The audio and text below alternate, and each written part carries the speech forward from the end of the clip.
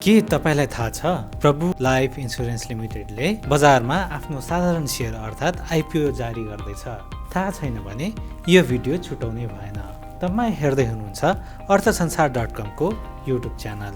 हाम्रो च्यानललाई सब्स्क्राइब गर्नुभएको छैन भने सब्स्क्राइब गरिहाल्नुहोस् र त्यो सँगै भएको बेल आइकन पनि दबाउन नभुल्नुहोस्। अब अगाडि बढौँ मुख्य जानकारीमा। प्रभु लाइफ इन्स्योरेन्स लिमिटेडले आफ्नो साधारण सेयर अर्थात् आइपिओ यही मङ्सिर 29 गतेबाट निष्कासन गर्दैछ।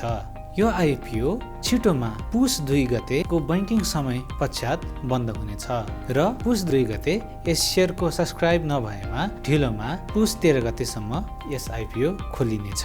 लगानीकर्ताले न्यूनतम 10 कितादेखि अधिकतम 5000 कितासम्म आवेदन दिन सक्नेछन्। हरेक किताको दर रु 100 रहेको छ। अब थोरै जानकारी प्रभु लाइफ इन्स्योरेन्स कम्पनीको बारेमा। पहिले प्रभु लाइफ इन्स्योरेन्स स्टार लाइफ इन्स्योरेन्सको रूपमा परिचित थियो। 2074 मङ्सिर 28 गतेदेखि सेवा दिँदै आएको प्रभु लाइफ इन्स्योरेन्स प्रभु ग्रुप अफ कम्पनीज अन्तर्गत पर्दछ। यस इन्स्योरेन्सलाई प्रभु ब्याङ्क लिमिटेड र साङ्ग्रिला डेभलपमेन्ट ब्याङ्कले प्रमोट गरेका छन्। यस प्रभु लाइफ इन्स्योरेन्सको सञ्चालक समितिमा को छन् त? यस इन्स्योरेन्स कम्पनीको अध्यक्षको रूपमा डाक्टर आत्माराम घिमिरे हुनुहुन्छ। त्यस्तै सञ्चालक समितिमा सुभाष अमात्य, मणिराम पोखरेल, नरेश बहादुर मल्ल, रामेश्वर सापकोटा, अपूर्व प्रसाद जोशी सञ्चालकमा रहेका छन्।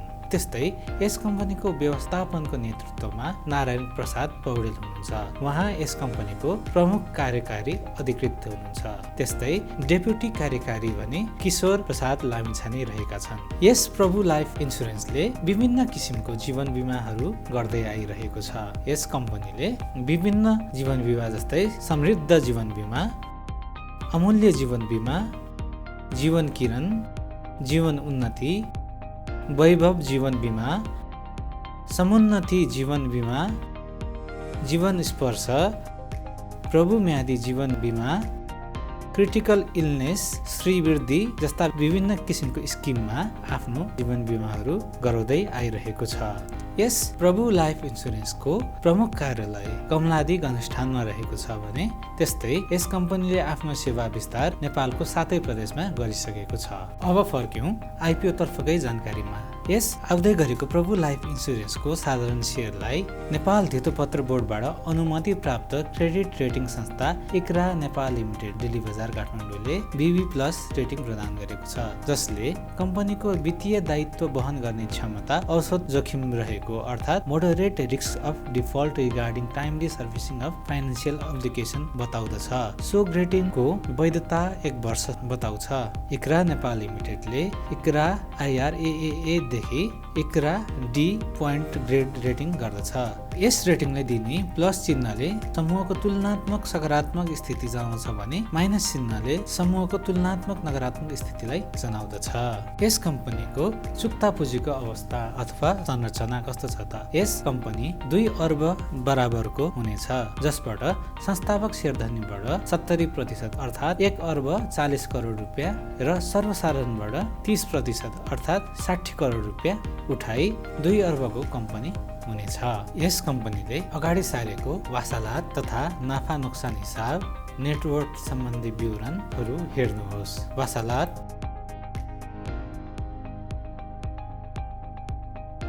नाफा नोक्सान हिसाब, अदर इन्कम, प्रक्षेपित वासालात, प्रक्षेपित नाफा नोक्सान हिसाब, प्रक्षेपित अदर इन्कम, वास्तविक तथा प्रक्षेपित नेटवर्थ सम्बन्धी विवरण। यस कम्पनीको विवरण पत्र सिद्धार्थ क्यापिटल लिमिटेड नारायणपुरबाट प्रभु लाइफ इन्स्योरेन्स अमीर भवन कमलादीबाट प्राप्त गर्न सकिन्छ। दरखास्त कसरी बुझाउने त? नेपाल धितोपत्र बोर्डबाट अनुमति प्राप्त गरी अथवा सेवामा सहभागी बैंक तथा वित्तीय संस्थाहरू र तिनका शाखाहरूबाट तथा CDS एन्ड क्लियरिङ लिमिटेडबाट निर्माण गरिएको सफ्टवेयर मेरो सेयर अनलाइन प्रयोग गरी सी-आस्वा प्रणालीबाट आवेदन दिन सकिनेछ। यति जानकारी पछि पक्कै पनि तपाईँ तपाईँले यस कम्पनीको बारेमा केही जानकारी प्राप्त गर्नुभयो होला। पछिल्लो समय आइपिओमा लगानी गर्न लगानीकर्ताको आकर्षण, त्यस्तै इन्सुरेन्स कम्पनीमा लगानीकर्ताहरूको चासो रहेकोले यस कम्पनीको आइपिओ छिटो अवधि अर्थात् पौष 3 गते नै बन्द हुने आकलन हामीले गरेका छौँ। साथै यस कम्पनीमा लगानी गर्नु तपाईलाई फाइदा योग्य नै साबित हुनेछ भन्ने आकलन पनि हामी गर्न सक्छौँ। अब यस कम्पनीको आइपिओमा लगानी गर्ने कि नगर्ने यो जिम्मा हामी तपाईलाई नै छाड्दछौँ। भिडियो तपाईलाई कस्तो लाग्यो? आउने दिनमा पनि हामी यस्तै प्रकारको भिडियोहरू लिएर अर्थ संसारबाट आउने नै छौँ। हाम्रो च्यानललाई सब्स्क्राइब गरी आगामी दिनमा पनि यस्तै किसिमका भिडियोहरू हेर्नुहोला। साथै भिडियो कस्तो लाग्यो भिडियोलाई लाइक कमेन्ट गर्न पनि नछुटाउनुहोस्। धन्यवाद।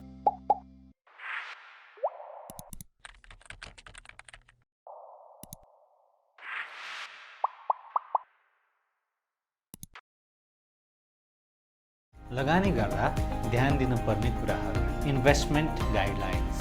नम्बर 1, सार्वजनिक निष्कासन पब्लिक इस्यु भएको समयमा हितोपत्र खरिद गर्दा निष्कासनकर्ता कम्पनीको विवरण पत्र अध्ययन गरी कम्पनीको कार्य सम्पादन स्थिति, वित्तीय स्थिति, नेटवर्क, नाफा नोक्सान स्थिति आदि, कम्पनीको व्यवस्थापन पक्ष, जोखिम पक्ष जस्ता महत्त्वपूर्ण कुराहरूलाई विश्लेषण गरेर मात्र लगानी सम्बन्धी निर्णय दिनुहोला।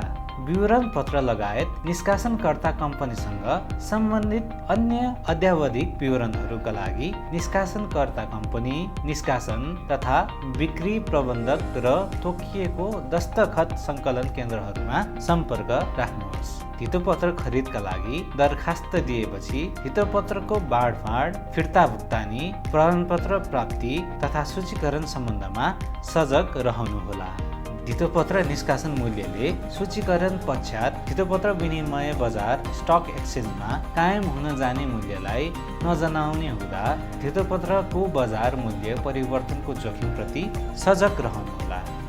2, हितोपत्र विनिमय बजारमा सूचीकरण भएका हितोपत्रहरू खरिद र बिक्री गर्नुपर्दा हितोपत्र बोर्डबाट प्रमाणपत्र प्राप्त गरेको र हितोपत्र विनिमय बजारको सदस्यता लिएको हितोपत्र दलाल स्टक ब्रोकर मार्फत मात्र हितोपत्र खरिद बिक्री गर्नुहोला।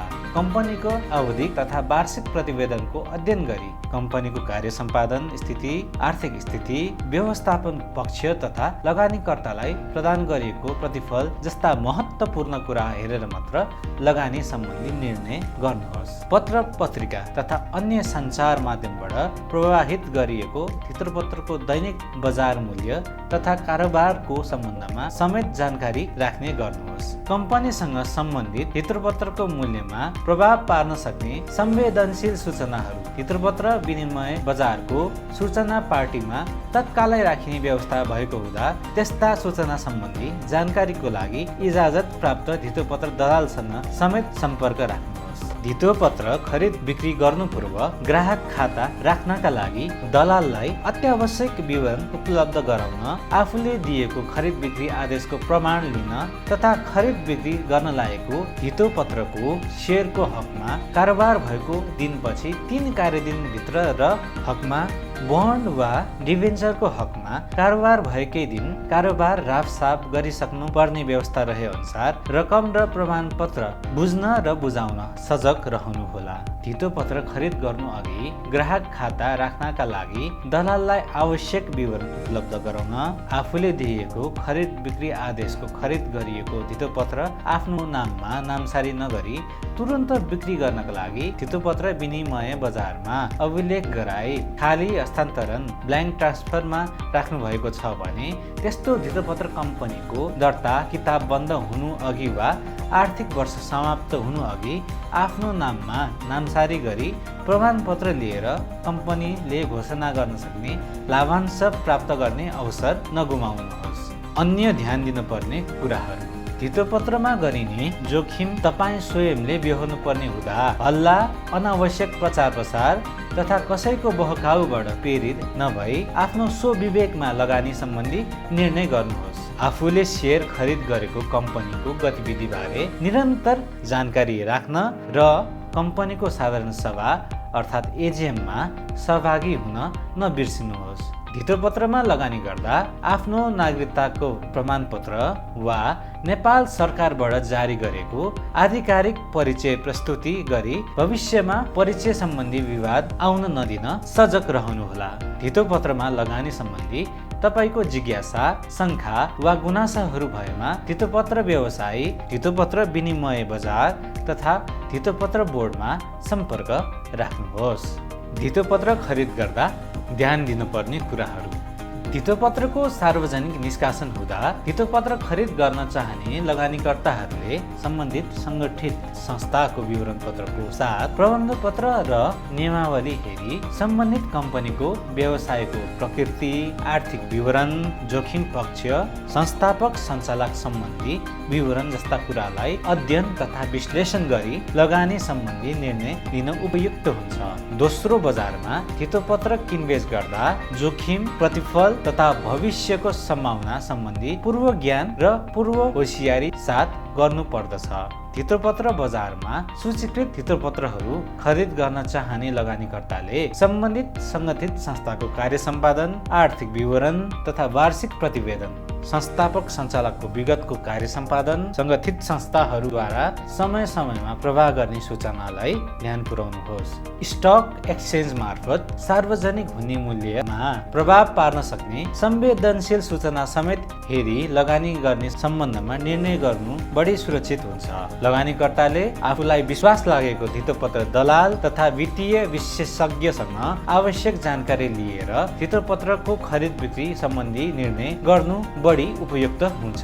स्टक एक्सचेन्ज बारे बजार माग र आपूर्तिले निर्धारण गरेको मूल्यमा धितोपत्रको कारोबार हुन्छ। स्टक एक्सचेन्जमा सेयर कारोबार सदस्य दलाल मार्फत हुन्छन्। धितोपत्रको किनबेच गर्नेले दलाललाई कमिसन तिर्नु पर्दछ। प्राथमिक सेयर बजारमा धितोपत्र किनबेच। सार्वजनिक रूपमा निष्कासन भएका धितोपत्र सर्वसाधारणले आफू लिन चाहेको धितोपत्रको सङ्ख्या र रकम स्पष्टसँग उल्लेख गरी meroshare.cdsc.com.np मा गई अनलाइन आवेदन दिनुपर्छ। धितोपत्र खरिदका लागि आवेदन दिनु अघि लगानीकर्ताले ASBA अर्थात् एप्लिकेसन सपोर्टेड ब्लक अमाउन्ट सुविधा दिने ब्याङ्कमा खाता खोली अनलाइन सुविधा लिने व्यवस्था हुनुपर्दछ भने CDSC को निक्षेप सदस्य डिपोजिटरी पार्टिसिपेन्टको डिम्याट खाता खोलेको हुनुपर्दछ। डिम्याट खातामा लगानीकर्ताको धितोपत्र अवैधिक रूपमा रहेको हुन्छ।